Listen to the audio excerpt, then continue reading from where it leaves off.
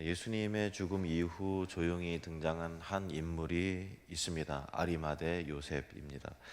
그는 사내들인 공회원으로 유대 사회에서 존경받는 인물이었고 하나님의 나라를 기다리는 자였습니다. 그는 사내들인 다수의 결의와 행동에 동의하지 않고 예수님의 시신을 용기 있고 정중하게 요청하여 장례를 치르는 사람입니다. 세상이 무너진 듯 보이는 순간 무대 뒤편에 감춰져 있던 하나님의 사람의 등장입니다. 감춰져 있던 자들을 통해서 성경이 우리에게 전달하는 메시지는 세상은 혼돈과 어둠 같아도 하나님의 계획은 결코 중단되지 않으며 감춰진 자들을 통해서 남은 자들을 통해 그분의 구원의 역사는 조용히 그러나 확실히 이어진다라는 것입니다. 오늘날도 마찬가지죠. 주님을 사랑하고 기다리는 자들, 보이지 않던 자리에서 묵묵히 헌신하고 또 순종하는 자들을 통해서 하나님의 나라가 세워지며 확장되는 것입니다. 아리마대 요셉은 빌라도에게 용기 있게 찾아가서 예수님의 시신을 요청하였고 십자가 위에서 정중히 내려 세마포로 싼 후에 아직 아무도 사용한 적이 없는 무덤에 모십니다. 누가는 이 무덤이 바위에 판 것이며 아직 사람을 장사한 일이 없는 곳이라고 강조하는 것을 본문에서 보게 됩니다. 53절에 보면 이를 내려 세마포로 싸고 아직 사람을 장사한 일이 없는 바위 위에 판 무덤에 넣어두니, 요한복음에서는 이 무덤이 동산 안에 있는 새 무덤이었다라고 그 설명을 덧붙입니다. 요한복음 19장 41절에 보시면은 예수께서 십자가에 못 박히신 곳에 동산이 있고 동산 안에 아직 사람을 장사한 일이 없는 새 무덤이 있는지라. 이것은 단순한 무덤의 위치나 또 상태를 설명하는 것이 아니라 하나님께서 새롭게 시작하시는 생명의 이야기를 보여주시는 것입니다. 창세기에 보면 하나님은 에덴 동산에서 사람을 창조하셨죠. 생명의 시작은 동산이었습니다. 이제 예수님은 동산 안에 있는 새 무덤에 묻히십니다. 무덤이지만 동시에 새로운 생명의 시작점이죠. 아담의 실패로 무너진 인류의 운명은 이 동산 무덤에서 다시 시작되는 것입니다. 이것은 무엇을 의미할까요? 사실 이 내용은 좀 이 새벽에 듣고 이해하고 하기가 좀 딱딱한 부분이 있어서 내일 부활절 설교 시간에 조금 더 자세하게 설명을 드리도록 하겠습니다. 아무튼 이런 내용입니다. 첫 사람 아담은 에덴 동산에서 생명을 받았지만 죄로 인해서 흙으로 돌아가게 되었습니다. 그러나 예수님은 죽음을 통과하신 후 동산 안에서 부활이라는 새 생명을 시작하시는 것입니다. 그러므로 예수님은 두 번째 아담, 곧 죄로 인해서 무너진 생명을 다시 시작하시는 분입니다. 고린도전서 15장 45절 말씀에 기록된 바 첫사람 아담은 생명이 되었다 함과 같이 마지막 아담은 살려주는 영이 되었나니, 이렇게 말씀하고 있습니다. 첫 창조가 동산의 흙에서 시작되었다면 새 창조는 동산의 무덤에서부터 시작된 것입니다. 예수님의 무덤은 그러므로 끝이 아니라 새 창조의 출발점인 것입니다. 54절 말씀을 보시면 이 날은 준비일이요 안식일이 거의 되었더라, 이렇게 말씀합니다. 예수님은 동산의 무덤에 안치되었고 안식일로 이어졌습니다. 창세기에서 하나님은 여섯 날 동안의 창조를 모두 마치시고 일곱째 날에 안식하셨죠. 이 안식은 피곤해서가 아니라 완성된 창조에 대한 기쁨과 만족의 표현으로서의 안식입니다.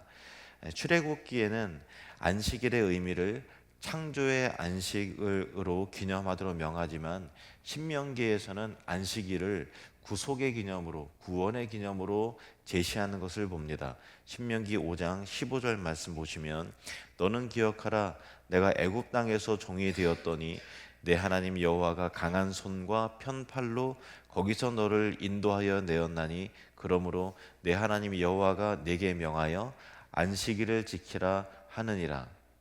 애굽에서 종 되었던 자들이 이제는 쉼을 누릴 수 있는 존재로 회복되었음을 상기시키는 날이었던 것입니다. 즉 안식일은 창조의 기념을 넘어서 구원의 새 창조를 의미하는 것입니다.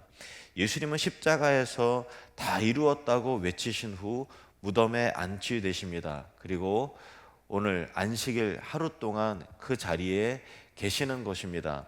예수님의 이 죽으심은, 그 죽으심과 쉼은 실패의 휴식이 아니라 부활을 위한 정적이며 거룩한 기다림이며 새 창조를 위한 숨 고르기였던 것입니다. 55절, 56절 말씀을 보시면 갈릴리에서 예수와 함께 온 여자들이 뒤를 따라 그 무덤과 그의 시체를 어떻게 두었는지를 보고 돌아가 향품과 향유를 준비하더라. 계명을 따라 안식일에 쉬더라. 누가는 예수님의 무덤과 그분의 시신이 어떻게 안치되었는지를 지켜본 여인들의 행동을 세심하고 정밀하게 그렇게 기록합니다. 이들은 갈릴리에서부터 예수님을 따랐고 십자가와 무덤까지 동행한 고난의 증인들이었습니다. 그들은 무덤의 위치와 상태를 주의 깊게 살펴본 후 돌아가 향품과 향유를 준비합니다. 그러나 계명을 따라서 안식일에는 쉬었습니다. 안식일에 와서 이렇게 한 것이 아니라 그들은 안식일에는 쉬었습니다. 이 장면은 안식이라는 주제를 다시 한번 깊이 있게 묵상하게 합니다. 예수님께서 무덤에서 안식하시는 동안 여인들도 구약의 계명에 따라 하나님의 말씀에 따라 안식일을 지켰습니다. 그들의 순종은 단지 율법적 행위가 아니라 믿음 안에서의 기다림이었습니다. 사랑 안에서의 침묵이었습니다. 하나님의 말씀을 향한 경외의 표현이었습니다. 이 여인들의 조용한 섬김은 하나님의 구속사의 흐름 속에서 결정적인 전환점이 됩니다.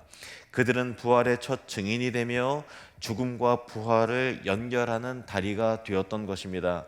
십자가의 고통을 끝까지 지켜본 이들이 바로 부활의 새벽을 가장 먼저 목격하게 되는 것입니다. 우리는 이 장면에서 중요한 영적 교훈을 얻습니다. 하나님의 역사 속에는 항상 작고 조용한 순종이 깊이 있게 깔려 있습니다.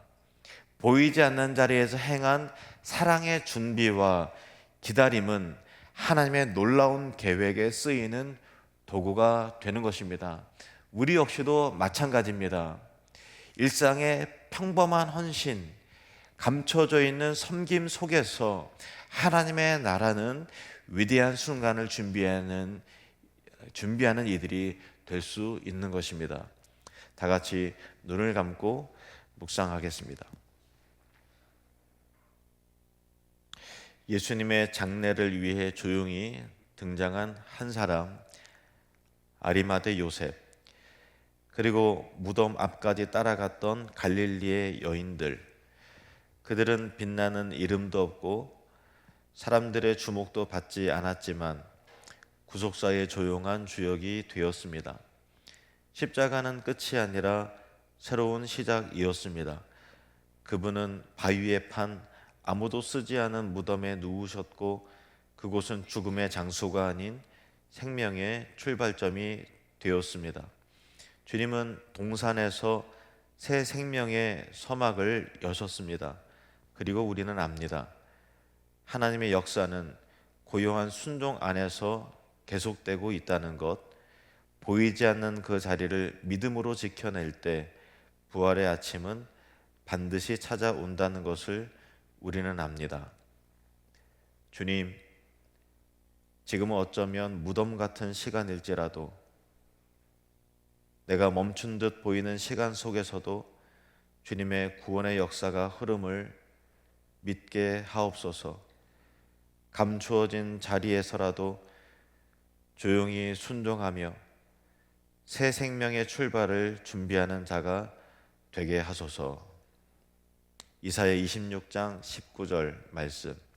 주의 죽은 자들이 살아나고 그들의 시체들은 일어나리이다. 티끌에 누운 자들아 너희는 깨어 노래하라. 주의 이슬은 빛난 이슬이니 땅이 죽은 자들을 내놓으리로다. 아멘.